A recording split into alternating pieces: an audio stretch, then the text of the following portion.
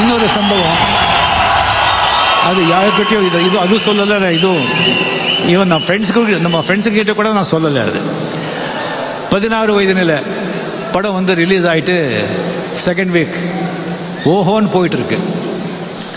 அந்த 16 வயதில் அதுக்கு முன்னாலே வந்து நான் படங்கள் நிறைய பண்ணியிருந்தா கூட அந்த 16 வயதில் அந்த படத்தில் அந்த பரட்டை கேரக்டர் தான் எனக்கு வந்து பட்டி தொட்டியெல்லாம் கொண்டு போய் சேர்த்த கேரக்டர். பாமர மக்கள்கிட்ட எல்லாம் போய் சேர்த்த கேரக்டர் அந்த பரட்டை கேரக்டர் 16 வயதில்.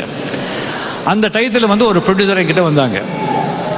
வந்து ஒரு படம், அந்த ஹீரோ பேரை வந்து நான் சொல்லலை, அந்த படம் அவர் ஹீரோ, அதில் வந்து ஒரு நல்ல கேரக்டர், நீங்கள் ஆக்ட் பண்ணணும் அப்படின்னு சொன்னாங்க. எனக்கு டேட்டும் இருந்தது. சரிங்க, ரெம்யூனரேஷன் எல்லாம் பேசணும். இதெல்லாம் வந்து நான் 10,000 ஸ்டார்ட் பண்ணி 6,000 வந்து நின்னோம். சரிங்க, 6,000 ஒத்துக்கிறேன். சரிங்க, நீங்கள் அட்வான்ஸ் எப்போ வந்து அட்வான்ஸ் கொடுக்கறது பழக்கம், நாம் அது உறுதி செஞ்சுட்டோம் அப்படின்னு சொல்லிட்டு ஒரு 100 ரூபாவோ 200 ரூபாய் ஏதாவது கொடுத்த ஒரு பழக்கம். சரி, நான் கேட்டேன், ஒரு 1000 ரூபாய் அட்வான்ஸ் கொடுங்க சார். அவர் பார்த்து, இல்லைங்க நான் எதுவும் கொண்டு வரல, நாளைக்கே ஷூட்டிங்கு, நான் நாளைக்கே வந்து நான் ட்ரைலர் அனுப்புகிறேன், அது கூட ப்ரொடக்ஷன் மேனேஜர் அனுப்புகிறேன், அவர் வந்து அந்த 1000 ரூபாய் கொடுத்துருவாங்க, நீங்கள் மெஜர்மெண்ட்டெல்லாம் கொடுத்துருங்க, நாளைக்கு ஷூட்டிங்கு. சரிங்க. சரி, நெக்ஸ்ட் டே வந்துட்டு இந்த ப்ரொடக்ஷன் மேனேஜர் வந்தாங்க, ட்ரைலர் வந்தாங்க. கேட்டு எங்கெங்க 1000 ரூபான்னு கேட்டேன் நான். இல்லைங்க ஒன்றும் சொல்லலையேன்னு சொன்னாங்க. இல்லைங்க 1000 ரூபாய் கொடுத்தனுப்புறேன்னு சொன்னாங்க, கொடுக்கலையே. சொல்லும்போது, இல்லைங்க எனக்கு தெரியாது, நீங்கள் வேணால் பேசுங்க. நம்ம வந்து அந்த புதுப்பேடு கார்டன் ஸ்ட்ரீட்டில் அங்கே இருந்தேன் நான். அங்கே முன்னாலே வந்து ஒரு நாடார் கடை இருந்தது, அங்கே தான் ஃபோன் இருந்தது. அங்கே தான் ஃபோன் போட்டு அங்கே கேட்டேன். அந்த ப்ரொடியூசர் லைனில் வந்தாங்க. என்னங்க 1000 ரூபாய் கொடுக்குறேன்னு சொன்னீங்க, கொடுக்கலையே, எப்படி? ஆமாங்க நான் மறந்துட்டேன், நீங்கள் முன்படுங்க, நீங்கள் நாளைக்கு ஷூட்டிங் நீங்கள் வந்துடுங்க, நீங்கள் மேக்கப் போடுறதுக்கு முன்னால் நான் 1000 ரூபாய் கொடுக்குறேன், டெஃபினட்டாக நான் கொடுக்குறேன்னு சொன்னாங்க. சரிங்க அப்படின்னு சொல்லி நெக்ஸ்ட் டே வந்து 9 மணிக்கு வந்து ஷூட்டிங்கு, 7:30 மணிக்கு கார் வருதுன்னு சொன்னாங்க. 8 மணி ஆச்சு, 8:30 மணி ஆச்சு, 8:45 மணி ஆச்சு. அப்போ தான் கார் வந்தது. சரி, அந்த காரில் வரையும் ஏவிஎம் செட்டு ஸ்டூடியோக்கு வந்து ஷூட்டிங் நான் போனேன்.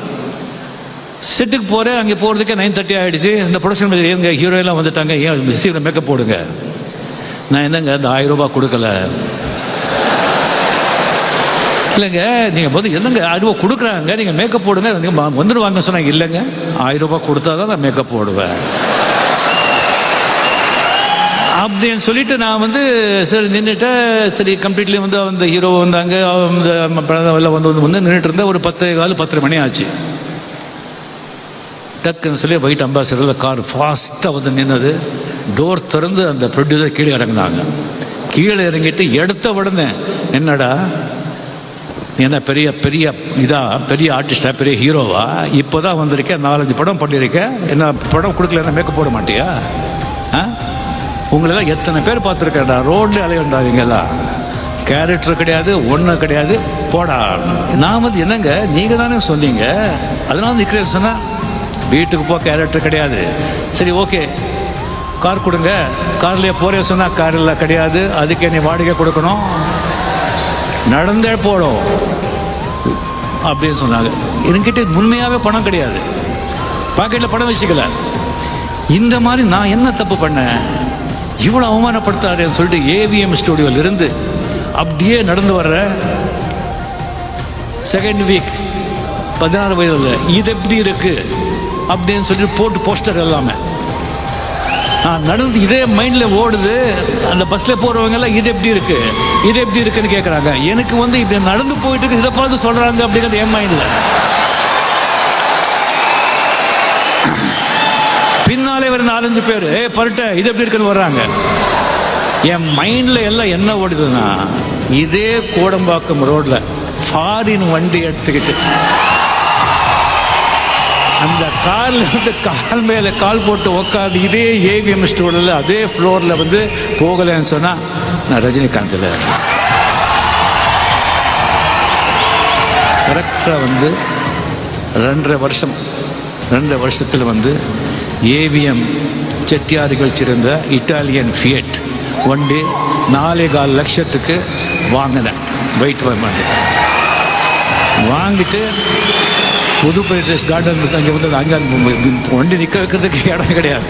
அங்கே நிற்க வச்சுட்டு நம்ம முரளி என் ஃப்ரெண்டு கேட்குறாரு, என்னப்பா டிரைவர் இல்லை, இந்தியன் டிரைவர் வேண்டாம், ஃபாரின் காருன்னா ஃபாரின் டிரைவர் தான் வேணும், இந்தியன் காருன்னா இந்தியன் டிரைவர், ஃபாரின் டிரைவர். எங்கே ஃபாரினால் எங்கே பிடிக்கிறது? அவர் 10 நாள் ஆச்சு, 15 நாள் ஆச்சு. அதுக்கப்புறம் ஒரு 6 feet ஆள் கொண்டு வந்தாங்க, ராபின்சன் அப்படின்னு பேர். அவர் கூலிங் கிளாஸ் போட்டே வந்தாங்க, ஆங்கிலோ இந்தியன். ஆமாம், எஸ் நீங்கள் டிரைவரு, பட் யூனிஃபார்ம் வேணும், கொஞ்சம் இருங்க அப்படின்னு சொல்லி பக்கத்துலேயே கலாக்கேந்திர ஆழ்வார்பேட்டை ஆஃபீஸ் இருக்குது. அந்த டிரைவரே வர சொன்னேன். இவருக்கு வந்து நல்ல uniform with belt, with shoe, with cap அப்படின்னு சொல்லிட்டு நெக்ஸ்ட் டே மார்னிங் ஒரு 8 o'clock 8:30 ராபின்சன் ரிப்போர்ட்டிங் சார் அப்படின்னு சொல்லி, ஓகே கமான் அப்படின்னு கார்கிட்ட போய், எஸ் சார் வேற shooting sir, front seat or back seat sir, back seat, yes sir அப்படின்னு சொல்லி கம்ப்யூட்டர் தொப்பி கழுவிட்டு, தொப்பி அப்படியே கழட்டி பாதி பெண்டாய் டோர் திறந்து, ப்ளீஸ் சார், எஸ் அப்படி உட்காந்து விடுறா வண்டிய ஏவிஎம்.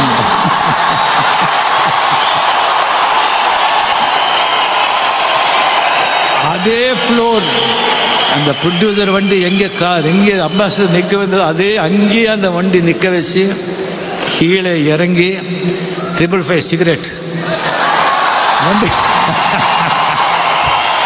சும்மா வண்டி மேலே கை வச்சுக்கிட்டு 2 சிகரெட் எல்லாம் வந்து அங்கே வந்து கம்ப்ளீட்லி ஒரு யாரோ கவர்னர் வந்துட்டாங்கன்னு நினச்சிட்டாங்க. ஏன்னா கம்ப்யூட்டர் தான் கேப்பு கீப்பு திஸ்டிக்கெல்லாம் வந்த உடனே யாரோ வந்துட்டாங்கன்னு சொல்லி பார்த்தா நாம் வந்து தம்மெல்லாம் அடிச்சுட்டு எல்லா இடத்த பார்த்து கேபி சார் ஆழ்வார்பேட்டுக்கு அங்கே ஸ்டேட்டாக போனேன்.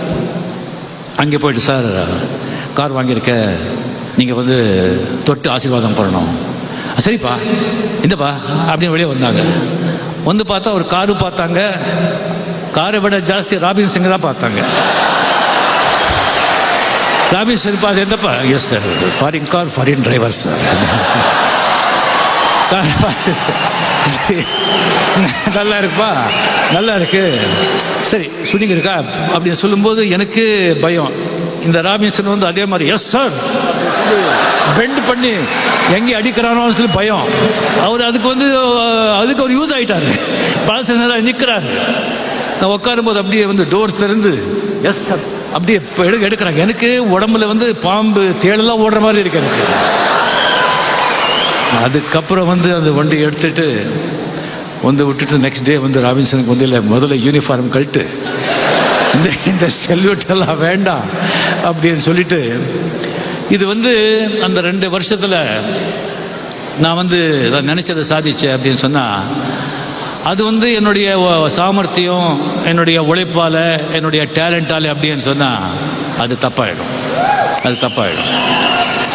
அந்த நேரம், அந்த சந்தர்ப்பத்தில் எனக்கு கிடைச்ச டைரக்டர்ஸ், ப்ரொடியூசர்ஸ், பாத்திரங்கள், அவங்க அங்கே இயக்கின படங்கள், அந்த படம் ரிலீஸ் ஆன நேரம், அதெல்லாம் சேர்ந்து தான் நான் அப்படி வந்து அந்த சாதனை நான் நினைச்சது வந்து முடிஞ்சது.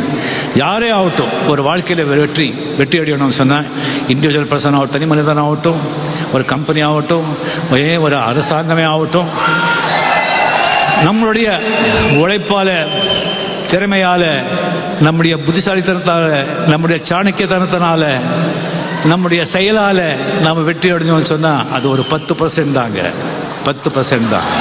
ஒரு வெற்றி அடையணும்னு சொன்னா நேரம், காலம், சந்தர்ப்பம், சூழ்நிலை, அந்த நேரத்தில் உங்க கூட இருக்கிற மனிதர்கள் அவங்க எப்படி நிற்பாங்க, இதெல்லாம் சேர்ந்துதான் ஒரு வெற்றியை அடைய முடியும்.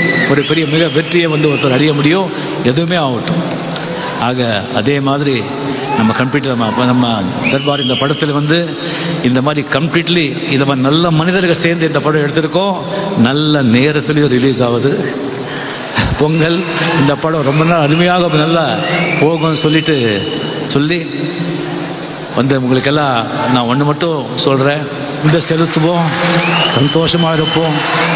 இந்த அருமையான வாய்ப்பு கொடுத்த லைகா ப்ரொடக்ஷன்ஸுக்கும் நம்ம முருகதாஸ் அவர்களுக்கும் நான் வந்து மனமார்ந்த நன்றியை தெரிவித்துக் கொள்கிறேன். நன்றி, வணக்கம்.